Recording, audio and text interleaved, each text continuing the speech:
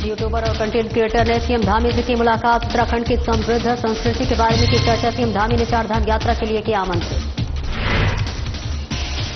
आगामी पर्यटन सीजन को लेकर मंत्री गणेश जोशी ने की बैठक। जिला प्रशासन होटल एसोसिएशन के पदाधिकारियों के साथ बैठक। अधिकारियों को दिए सख्त निर्देश। चारधाम यात्रा को लेकर राष्ट्रीय स्वास्थ्य मिशन ने कसी कमर। मेडिकल अधिकारियों की ट्रेनिंग शुरू। इस बार चारों धामों में 102 स्वास्थ्य मित्र होंगे तैनात। ऋषिकेश में एमडीके के मानकों की उड़ रही धज्जियां। अवैध निर्माणों पर हाईकोर्ट की सख्ती के बाद उड़ गई धज्जियां। एमडीके पर लग रहे कई गंभीर आरोप। और श्रीनगर से बारातियों को लेकर रुद्रप्रयाग आ रही बस में लगी आग। स्थानीय और यात्रियों की सूझबूझ पर आग पर पाया गया काबू।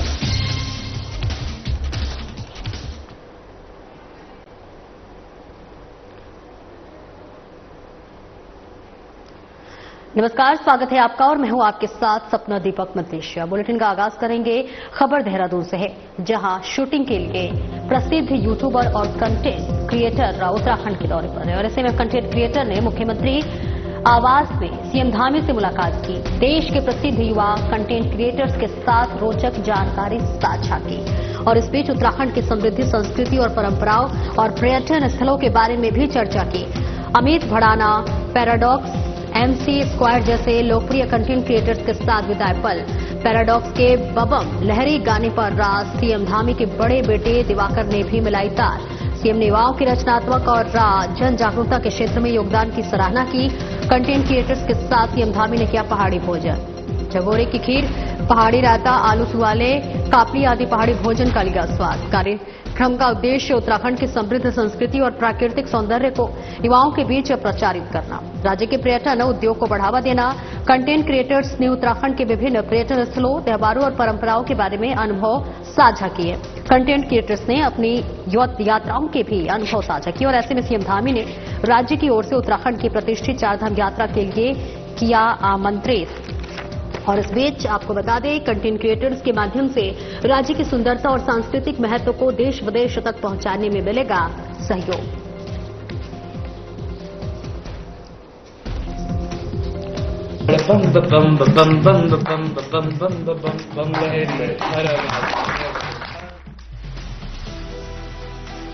भाई होना है क्या आप लोग? हाँ जी, अभी सब रास्ते इतने शानदार हो गए।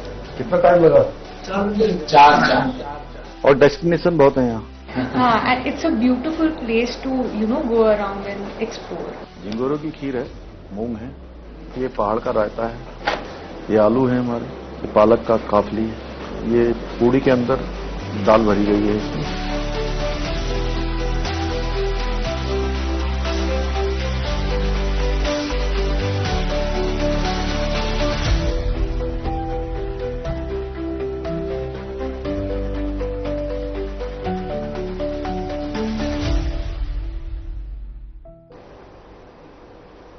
आगामी पर्यटन सीजन को ध्यान में रखते हुए कैबिनेट मंत्री गणेश जोशी ने कैंप कार्यालय में मसूरी में पर्यटन सीजन को देखते हुए पार्किंग और यातायात संबंधी समस्याओं का समाधान को लेकर जिला प्रशासन, नगर पालिका और होटल एसोसिएशन के पदाधिकारियों के साथ बैठक की।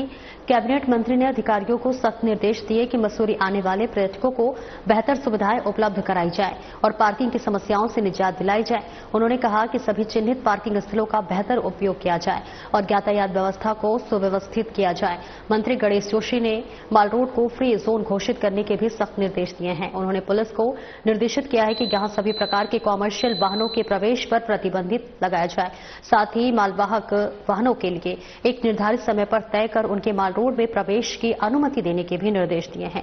बैठक में नगर पालिका अध्यक्ष Meera Saklani, DM Sameer Bansal, SSP Ajay Singh, SDM Harigiri, police अधीक्षक यातायात लोकजित सिंह, ईओ तनवीर सिंह, क्षेत्राधिकारी मनोज असवाल सहित होटल एसोसिएशन के पदाधिकारियों सहित गणमान्य व्यक्ति मौजूद रहे।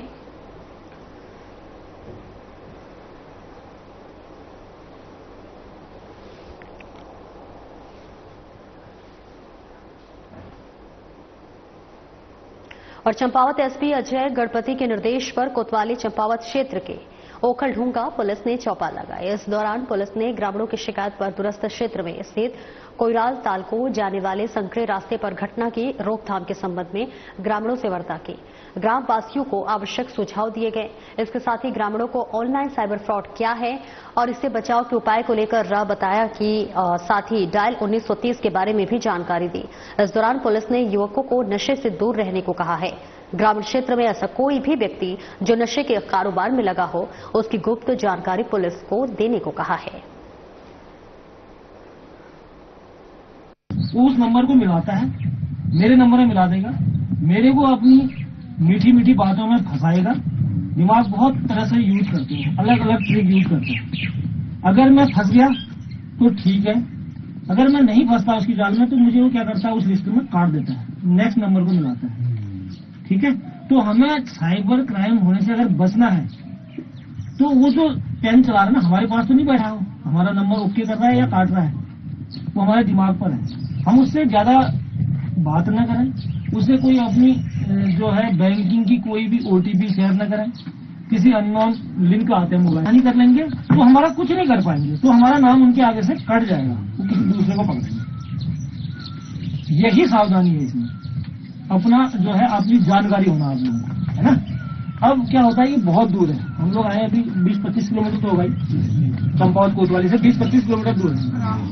तो यहाँ पर अगर मान लीजिए आपके साथ साइबर फ्रॉड हो गया, किसी ने आपके खाते से 10,000 रुपये ठग लिए, भाई 10,000 रुपये बहुत बड़ी अमाउंट है, हमारे पहाड़ों में तो वैसे भी बड़ी दिक्कतें हैं, है ना।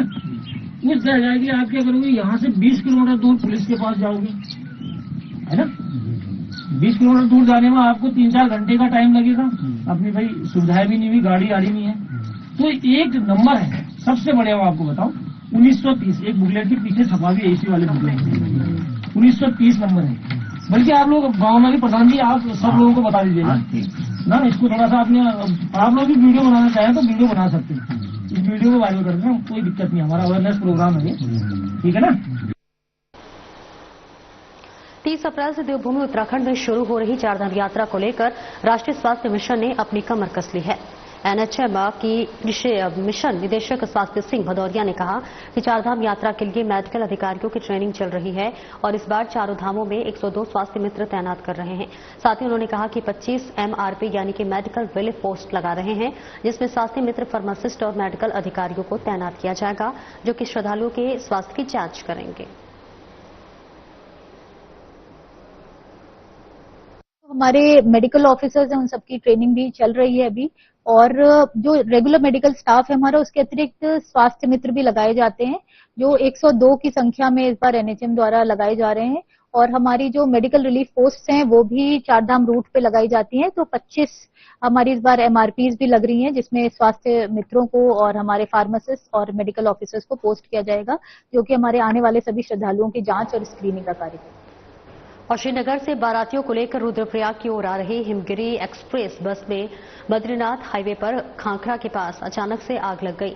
आग की लपटें इतनी तेजी के साथ उठी कि सवारियों में अफरा तफरी मच गई।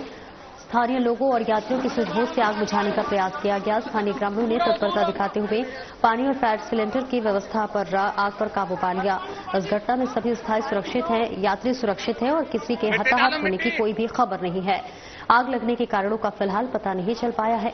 घटना से यातायात प्रभावित हुआ है, लेकिन राहत की बात की कोई भी जनहानि नहीं हुई है।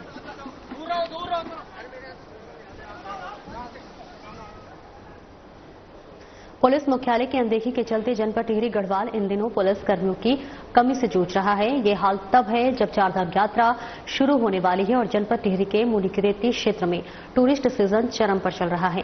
अतिरिक्त पुलिस फोर्स की तैनाती तो छोड़िए, जनपद टिहरी में सृजित पुलिस कर्मियों की संख्या इन दिनों केवल 40% ही बची हुई है। पहाड़ से मैदानी इलाके में ट्रांसफर हुए पुलिसकर्मी जा चुके हैं, जबकि मैदान से पहाड़ चढ़ने वाले के लिए पुलिसकर्मी तैयार नहीं है।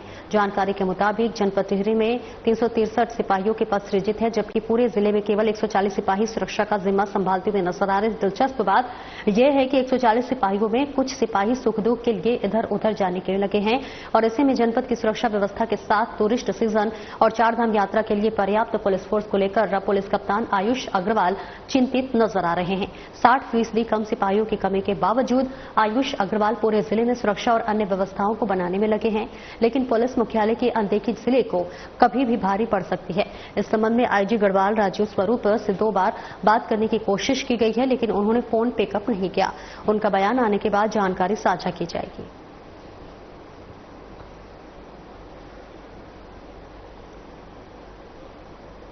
भीमताल पर्यटक स्थल पर मौज मस्ती कर झील में कुछ पर्यटकों ने पैडल बोट चलाते समय झील में अपनी लाइफ जैकेट उतारकर बियर पी रहे थे, जिस पर पुलिस द्वारा तत्काल पर्यटकों को झील से निकलवाकर थाना भीमताल में लाया गया। वहीं पुलिस द्वारा पर्यटकों पर चालानी कार्रवाई की गई और सभी पर्यटकों को भविष्य के लिए हिदायत दी गई। पर्यटक राजस्थान के बताए जा रहे हैं और ऐसे में प्रशासन ने सभी पर्यटकों से अपील की है कि पर्यटन स्थलों में प्रवास और भ्रमण के दौरान कृपया पर्यटन स्थलों और स्थानीय क्षेत्र की मर्यादा बनाए रखें और अनुशासित रहें। अनाधिकृत रूप से कानून हाथ में लेकर नियमों का उल्लंघन न करें, अन्यथा वैधानिक कार्रवाई की जाएगी।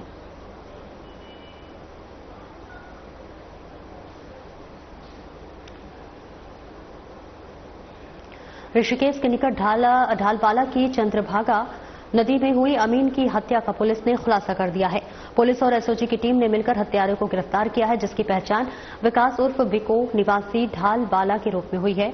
आरोपी मूल रूप से नेपाल का रहने वाला है। आरोपी ने पुलिस को बताया है कि अमीन कमलेश्वर भट्ट उसको ढालवाला के बाजार में मिला और शराब पिलाने के बहाने अपने साथ चंद्रभागा नदी में ले गया। शराब पिलाने के बाद कमलेश्वर भट्ट के साथ झगड़ा हो गया।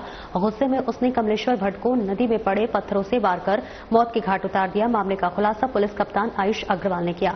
उन्होंने बताया कि हत्या के बाद पुलिस ने सीसीटीवी कैमरे चेक किए, जिसमें एक संदिग्ध पुलिस को दिखाई दिया जो दोनों पैरों में अलग अलग तरीके से चप्पल पहने हुए देखा गया, जिसमें से एक चप्पल मृतक कमलेश्वर भट्ट की थी और इस आधार पर पुलिस ने आरोपी को कड़ी मशक्कत के बाद तलाश किया और उसे गिरफ्तार किया। आरोपी नेपाल भागने की फिराक में था। देखिए, 16 अप्रैल को प्रातः 9 बजे हमें सूचना मिली थी कि एक व्यक्ति का शव जो चंद्रभागा नदी में पड़ा हुआ है, उसमें जाकर तुरंत पुलिस टीम के द्वारा उसकी पहचान करने का प्रयास किया गया और उसकी पहचान ये कमलेश्वर भट्ट के नाम से हुई, जो कि तहसील में अमीन के पद पर कार्यरत थे। इस घटना की संदिग्ध जो सेंसिटिविटी को देखते हुए हमारे द्वारा तुरंत पुलिस टीमों का गठन किया गया और इसको वर्कआउट करने के लिए इनको लगाया गया। अलग अलग टीमों ने क्षेत्र में एक्सटेंसिवली एक वेरिफिकेशन ड्राइव चलाया, साथ ही जो भी सीसीटीवी कैमरे थे इनको पूरा एनालाइज किया और उस आधार पर एक संदिग्ध को हम लोगों ने चिन्हित किया था और कल इसमें हम लोगों ने जो संदिग्ध है इसको अरेस्ट कर लिया है। इसके पास से जो भी आला कत्ल था, जो पत्थर था जिससे इन्होंने इसको मारा था, उसको बरामद कर लिया गया है। इससे पूछताछ में सामने आया है कि दोनों लोगों ने साथ में बैठकर उस रात में शराब पी थी और किसी छोटी बात को लेकर इन दोनों के बीच में झगड़ा हुआ था और झगड़े के दौरान ही जो आरोपी था इसके द्वारा पत्थर उठाकर मृतक की मृत्यु कर दी गई, इस पर हिट किया गया। इसमें हमारी टीम ने अच्छा काम किया है और बहुत जल्दी ही इसके जो आरोपी था इसको गिरफ्तार कर लिया गया है। तो इसमें मेरे द्वारा पुलिस टीम को 20,000 रुपए के नगद पुरस्कार सम्मानित किया गया। बाजपुर में आयोजित सर्वधर्म विवाह समारोह में नेता प्रतिपक्ष यशपाल आर्य पहुंचे। समारोह में कांग्रेस प्रदेश अध्यक्ष करण माहरा, अमेठी के सांसद किशोरी लाल शर्मा सहित दिग्गज नेता भी मौजूद रहे। आइए अब आपका सीधा रुख कराते हैं बाजपुर का, जहां सर्वधर्म विवाह समारोह में नेता प्रतिपक्ष यशपाल आर्य और प्रदेश अध्यक्ष करण माहरा गणमान्य व्यक्ति को संबोधित कर रहे हैं।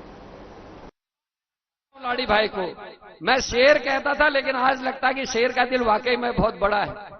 इतने वर्षों से बेटियों और जो हमारी छोटी बहनें हैं उनकी शादियां वो करा रहे हैं, ये बड़ा पुण्य का काम कर रहे हैं। और असली कांग्रेस यही है, यही डिफरेंस है बीजेपी और कांग्रेस में। एक तरफ बीजेपी यूसीसी का बहाना करके लिव इन रिलेशनशिप को हमारे सिर पर थोप रही है कि कोई भी लड़की, किसी की भी बहन, किसी की भी परिवार की लड़की किसी के संग बिना शादी के रह सकती है।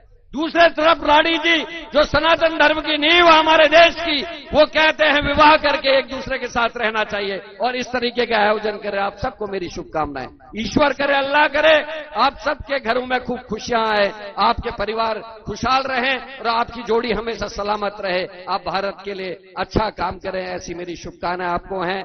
आदरणीय यशपाल आर्या जी के साथ साथ छोटे भाई संजीव भाई को बहुत बहुत धन्यवाद देता हूं। संजीव भैया हमारे विधायक मंडल दल में सबसे सौम्य, सबसे सुंदर व्यक्तित्व के स्वामी हैं। ये कोऑपरेटिव में भी शीर्ष पद में बैठे एक छोटी उम्र में, और इनने अपने कार्यकाल में अभूतपूर्व काम किए और विधायक रहते हुए जिस शालीनता से और जिस पैनेपन से अपनी बात को विधानसभा में रखते थे, हम सब आपके कायल हैं और आपको धन्यवाद देते हैं। जिस समय लोग लालच दे रहे थे, उस समय संजीव भाई ने कहा नहीं, मुझे अपने परिवार कांग्रेस में रहना है, मैं कांग्रेस में रहूंगा, हारूं या जीतूं, लेकिन मैं कांग्रेस के साथ रहना चाहता हूं। मेरा परिवार, मेरा खून कांग्रेस का खून है। उसके लिए मैं आपको धन्यवाद देता हूं। आप जैसे युवाओं की आवश्यकता है। ये युद्ध है सत्य और असत्य के बीच में, और जिस तरीके से आदरणीय संजीव आर्या जी और सीएलपी साहब हम लोगों को ताकत प्रदान कर रहे हैं, उससे हमारा हौसला बुलंद होता है। कई लोग कई किस्म की बातें करते हैं, क्योंकि जब कमजोर कोई दल होता है तो उस समय लोग बातें करते हैं, लेकिन आप जैसे लोगों की वजह से युवा प्रेरित होते हैं। और संजीव भैया, मैं तो आपसे कहता हूं पूरे प्रदेश का दौरा करिए, युवा लोग आपसे प्रेरित होंगे। आप जिस सौम्यता से लोगों से मिलते हैं, निश्चित ही हमको युवाओं को जोड़ने में मदद मिलेगी। आप अगर आगे बढ़ेंगे तो मुझे बहुत खुशी होगी। मैं पुनः आप सबको धन्यवाद देता हूं, खासकर लाड़ी भाई को। हमारे शेर कहां हैं? पीछे खड़े रहते हैं, देखिए काम करते हो सबसे पीछे खड़े रहते हैं। ऐसा शेर मेरा भाई है। ईश्वर करे इनकी दिन रात चौगुनी इनकी तरक्की हो, उनके परिवार की तरक्की हो, और यह 51 लोगों के जो विवाह हो रहे हैं वो 501 तक जाएं, और भाई हर साल इस कार्यक्रम को करे, इस बात की मैं भगवान से प्रार्थना करता हूं।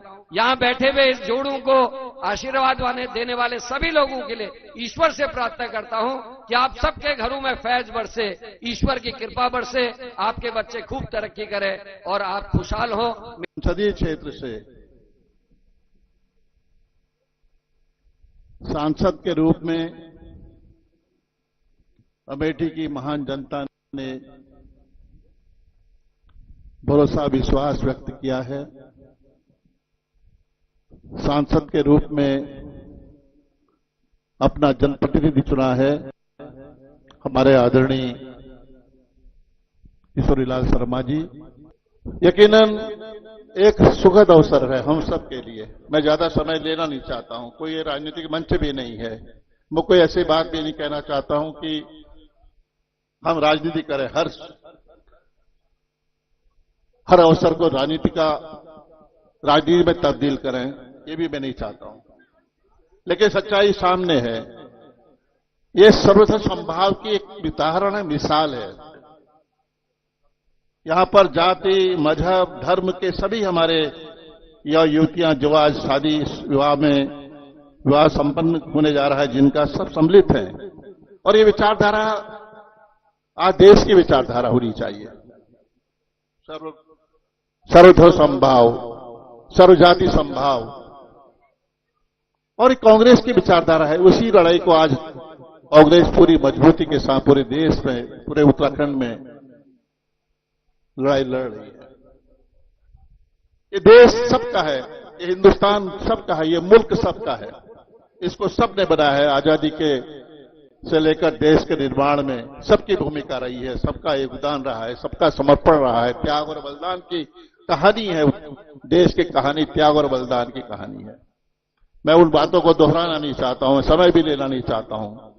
मैं इतना ही कहना चाहता हूं कि हमें इस लीग पर चलने की आवश्यकता है, इस रास्ते पर चलने की आवश्यकता है, इस मुकाम को, इस लक्ष्य को पाने की आवश्यकता है। तभी देश एकजुट होगा। एकजुट होने की आवश्यकता है।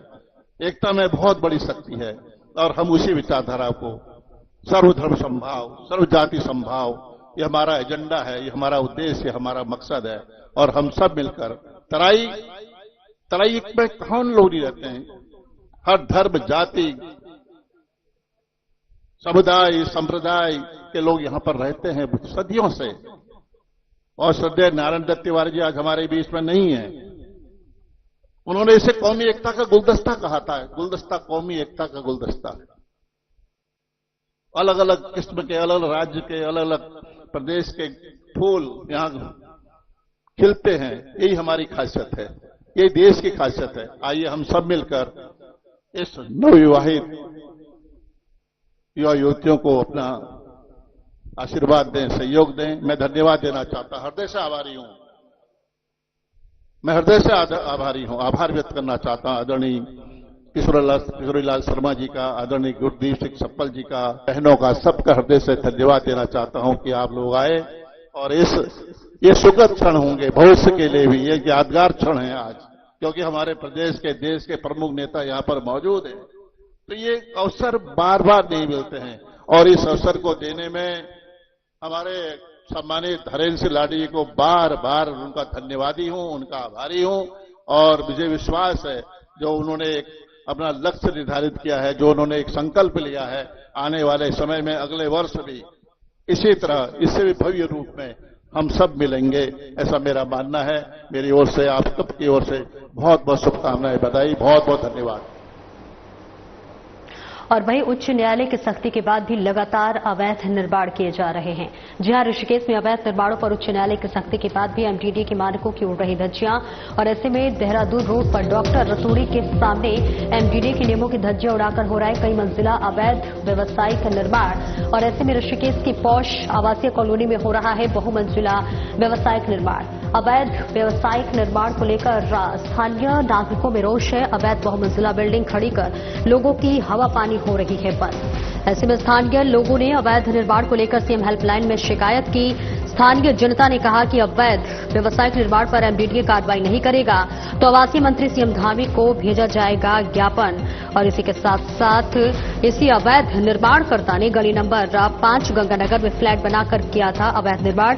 व्यावसायिक अवैध निर्माण पर कार्रवाई न होने को लेकर एमडीडीए पर लग रहे कई गंभीर आरोप। किसके दबाव में नहीं रोक पा रहे हैं अवैध व्यावसायिक निर्माण, किसका दबाव या एमडीडीए की साठगांठ का खेल है। एमडीडीए अपने मानकों का अनुपालन करते हुए इस व्यावसायिक अवैध निर्माण पर रोक नहीं लगाता है तो उच्च न्यायालय में एक और याचिका दायर होगी। क्या कारण है कि एमडीडीए नहीं रोक पा रहा है अवैध व्यावसायिक निर्माण?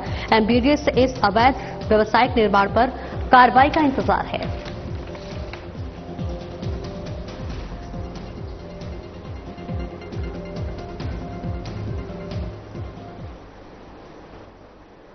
और इस खबर पर ज्यादा जानकारी के लिए उत्तराखंड से हमारे ब्यूरो चीफ कमल शर्मा हमारे साथ जुड़ रहे। कमल, देखिए लगातार अवैध निर्माण किया जा रहा है, क्या वजह है जिस वजह से एमडीडीए इतना ढिलाई बरत रहा है? हाँ सपना, लगातार हम कहें तो एमडीडीए के जो मानक हैं, जो एमडीडीए से अगर मानक नहीं तय करता, कितना राजस्व का नुकसान यहाँ पर हो रहा है। यही मामला एक और निकल के आया है। लगातार माननीय उच्च न्यायालय में याचिकाएं दायर की जा रही हैं और भी अन्य याचिकाएं दायर होने वाली हैं। ऋषिकेश में ऐसा क्या है, लोग घर बनाने का नक्शा पास कराते हैं और व्यवसायिक निर्माण कर देते हैं जो बिल्कुल नियमों के विरुद्ध है।